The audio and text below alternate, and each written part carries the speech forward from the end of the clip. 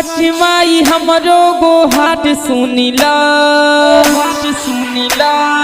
बिटिया के अपना रखिल जिया हम पे दे दी ध्यान चाहे कही ललन नहीं चाहे कोनो धन सबके ताना न सह पाइब हो डूब के पोखरा में मर जाइब हो सबके ताना न सह पाइब हो डूब के पोखरा में मर जाइब हो।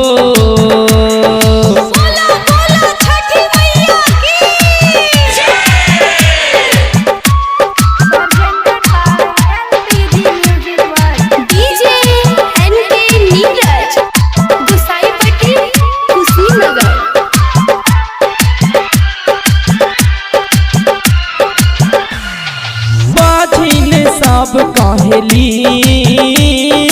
दिल चखना चूर करेली अखिया के लोर हम अपने से पोछली हनी चहकी बगिया हमार माई रही राउर आशीर्वाद माई रही जदि राउर आशीर्वाद खेले हमरो अंगन माई हमरो ललन रखिया हम पे ध्यान सबके ताना न सह पाइब हो डूब के पोखरा में मर जाइब हो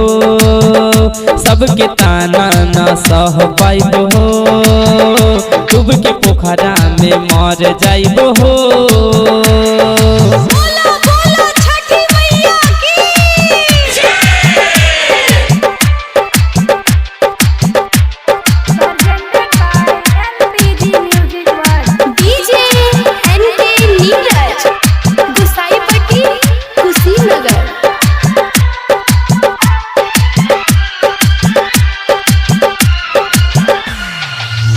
चुन के लोग ऐसे बोले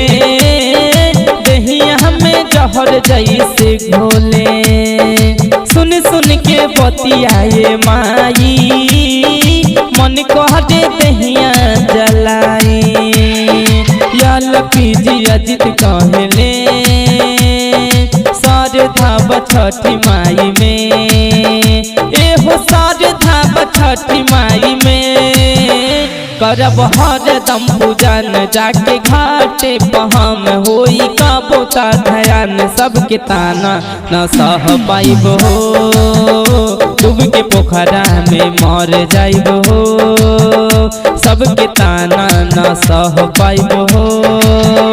डूब के पोखरा में मर जाइब हो।